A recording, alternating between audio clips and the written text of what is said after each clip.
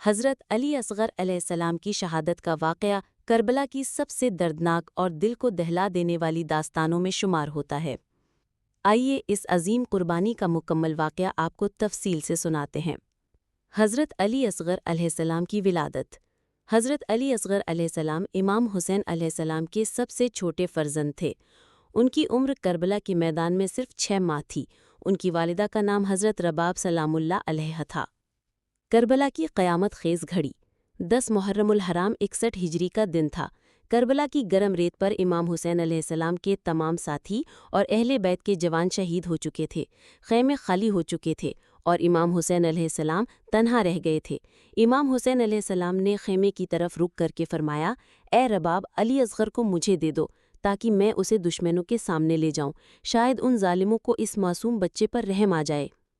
علی اصغر کا میدان کربلا میں آنا۔ امام حسین علیہ السلام حضرت علی اصغر علیہ السلام کو اپنی گود میں اٹھائے ہوئے میدان کی طرف بڑھے۔ علی اصغر پیاس کی شدت سے تڑپ رہے تھے۔ امام نے دشمنوں کی صفوں کی طرف رک کر کے فرمایا، اے ظالموں، اگر مجھ پر رحم نہیں کرتے تو اس معصوم بچے پر رحم کرو، اسے تھوڑا سا پانی دے دو۔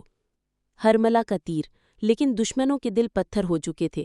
عمر سعد کی فوج کی طرف سے ہرملہ نامی بدبخت نے کمان میں 3 شعبے والا تیر رکھ کر علی اصغر کی گردن پر نشانہ لیا اور تیر مارا۔ وہ تیر علی اصغر علیہ السلام کی ننھی سی گردن سے پار ہو گیا اور امام کی گود خون سے بھر گئی۔ امام حسین علیہ السلام کا صبر۔